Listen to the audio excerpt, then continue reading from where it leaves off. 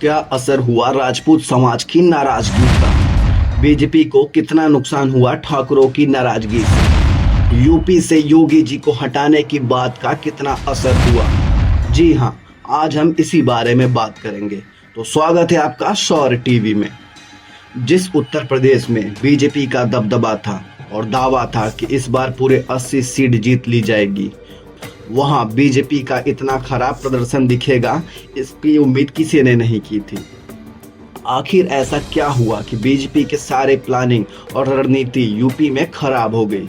इसका सबसे बड़ा कारण है राजपूत समाज की नाराजगी। क्षत्रियों की नाराजगी की कीमत चुकानी पड़ी बीजेपी को। गुजरात में पुरुषोत्तम रूपाला का बयान और गाजियाबाद से जनरल वीके सिंह को टिकट न देना बीजेपी के लिए घातक साबित हुआ। इसी बीच यह खबर फैली कि अगर बीजेपी को 400 सीटें मिलती हैं तो बीजेपी यूपी से सीएम योगी आदित्यनाथ को हटा सकती। और इस बात पर आम आदमी पार्टी के सुप्रीमो अरविंद केजरीवाल ने बीजेपी पर खूब हमला किया। और जब केजरीवाल ने योगी जी को हटाने का मुद्दा उठाया तो मोदी जी या अमित शाह जी में से जो विपक्ष की हर बात का जवाब देते थे, इस मुद्दे पर शांत हो गए। और 5 दिन बाद जेपी नड्डा का बयान आया कि योगी को हटाने की कोई बात नहीं है। योगी जी को लेकर उत्तर प्रदेश की जनता बहुत ही सेंसिटिव है।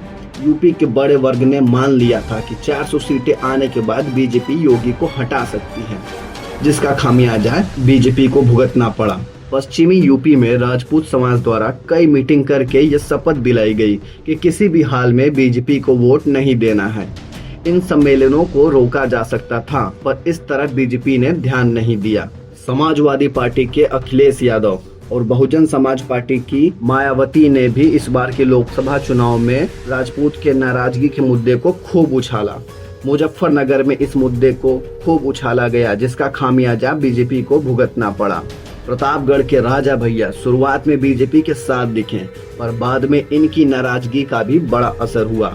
यह सवाल बड़ा है कि क्या हर बार की तरह इस बार भी यूपी में राजनीति में जातीय समीकरण ने काम किया? तो यह साफ है कि जातीय समीकरण ने बड़ा काम किया। इंडिया गठबंधन ने इसकी पूरी तैयारी की थी। केवल पूर्वांचल में ही 30 लाख ठाकुर वोटर हैं, जिससे ठाकुरों की नाराजगी का बड़ा असर हुआ। बीजेपी ने मन मुताबिक टिकट बांटे और ठाकुर प्रत्याशियों में पिछली बार से तकरीबन 50% की कमी की। जौनपुर में धनंजय सिंह पर प्रेशर पॉलिटिक्स और प्रतापगढ़ में राजा भैया की नजरअंदाजगी ने इस मामले को और बढ़ाया। साथ ही अगर देखें तो पवन सिंह को बिहार की जगह बंगाल भेजना और देश के उभरते युवा राजपूत नेता रविंद्र सिंह भाटी के विरोध ने राजपूतों में असंतोष पैदा किया। इसी असंतोष का फायदा विरोधियों ने यह कहकर उठाया कि इस बार राजपूत बीजेपी को वोट नहीं दे रहा, जिससे अन्य ओबीसी जातियां और कुछ सवर्णों ने टैक्टिकल वोटिंग की और बीजेपी उत्तर प्रदेश में औंधे मुंह गिर गई।